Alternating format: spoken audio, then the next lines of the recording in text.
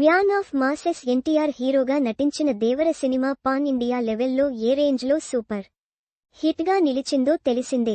కొరటాల శివ దర్శకత్వంలో తెరకెక్కిన ఈ సినిమాలో బాలీవుడ్ భామ జాన్వీ కపూర్ హీరోయిన్గా నటించగా south music sensation Anirudh Ravichander సంగీతం అందించాడు.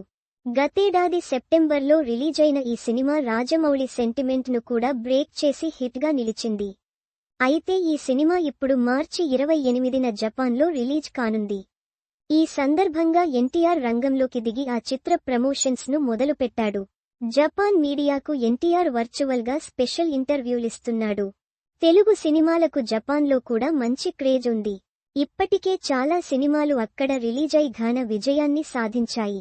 గతంలో ఆర్ఆర్ఆర్తో పాటు పలు సినిమాలు జపాన్ భాషలో రిలీజై బ్లాక్ బస్టర్గా నిలిచింది.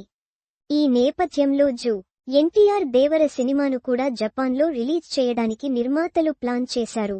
అయితే తెలుగు సినిమాలు జపాన్ మీద ఫోకస్ చేయడానికి కారణముంది.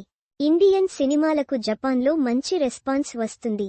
ఇప్పటివరకు జపాన్లో టాప్ 1లో ఆర్ఆర్ఆర్ ఉండగా ఆ తర్వాత ముత్తు, బాహుబలి 2, 3 ఇడియట్స్ ఉన్నాయి. ఇప్పుడు దేవరకు సరైన రీతిలో ప్రమోషన్స్ చేసి ఈ సినిమాను టాప్లో నిలపాలని చూస్తున్నాడు ఎన్టీఆర్. అందుకే నెల రోజుల ముందు నుంచే ఎన్టీఆర్ ఆన్లైన్ ద్వారా ప్రమోషన్స్ స్టార్ట్ చేశాడు.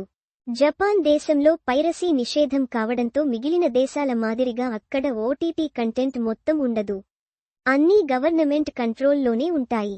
అందుకే ఎంత లేటైనా సరే మన సినిమాలను ఆ దేశంలో రిలీజ్ చేయాలని చూస్తుంటారు దర్శక నిర్మాతలు. దేవరను ప్రమోషన్స్లో భాగంగా ఎన్టీఆర్ వచ్చే నెల 22న జపాన్ వెళ్లనున్నట్లు చిత్ర బృందం తెలిపింది.